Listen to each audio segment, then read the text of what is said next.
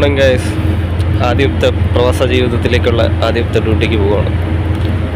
രാവിലെ വണ്ടി വന്നു, നേരെ വണ്ടിയിൽ ചാടി കയറി. പിന്നെ ഒരു യാത്ര സൈറ്റിലേക്കൊരു 1 മണിക്കൂർ യാത്ര ഉണ്ടാവും. നല്ല പുറത്തൊക്കെ എപ്പോഴും ചൂടാണ്. രാവിലെ എന്നല്ല, പകലും രാത്രിയിലൊക്കെ ചൂടാണ്.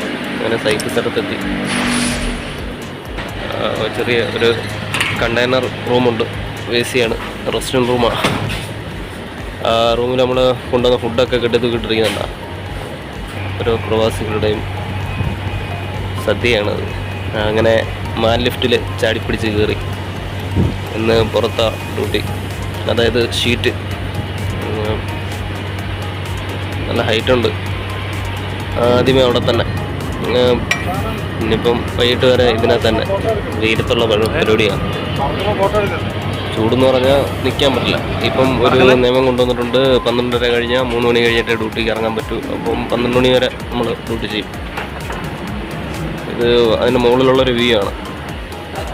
പിന്നെ ഉച്ചയായി, ഞങ്ങളെല്ലാവരും കൂടെ ഒരുമിച്ചൊരു ആഹാരം കഴിപ്പ്. അങ്ങനെ വീണ്ടും ചാടിപ്പിടിച്ച് മാൻ ലിഫ്റ്റിൽ കയറി.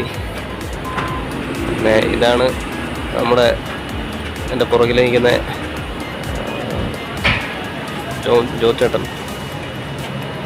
ജോബിൻ ചേട്ടൻ. പിന്നെ പുള്ളിയാണ് എൻ്റെ മെയിൻ ഹെഡ്.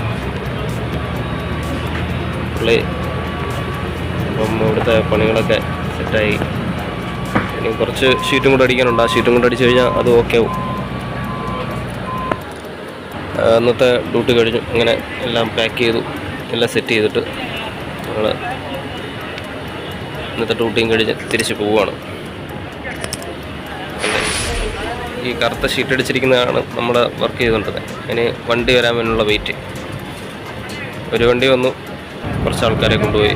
പിന്നെ നമ്മളവിടെ വെയിറ്റിംഗ്. നേരത്തേക്ക് അടുത്ത ടീമിൻ്റെ വണ്ടി വന്നു, അവരും പോകുന്നു. നമ്മുടെ വണ്ടി വന്നു, വരുന്നു. പിന്നെ വണ്ടിയിൽ നമ്മൾ ചാടിപ്പിടിച്ച് കയറും.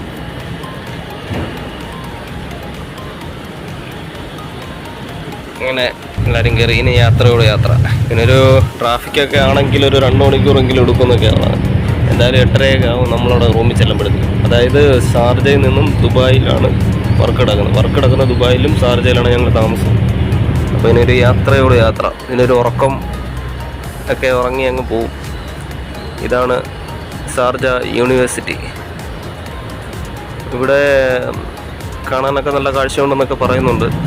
ഞാൻ വന്നേലേ ഉള്ളൂ. അപ്പം സമയം കിട്ടുകയാണെങ്കിൽ ഇറങ്ങണം. സത്യം പറഞ്ഞാൽ ഡ്യൂട്ടി കഴിഞ്ഞ് വന്നു കഴിഞ്ഞാൽ നമുക്ക് പുറത്തോട്ടൊന്നും ഇറങ്ങാൻ തോന്നുന്നില്ല. ഉള്ള ഞായറാഴ്ച റൂമിൽ കിടന്നങ്ങ് ഉറങ്ങാമെന്ന് വിചാരിക്കും.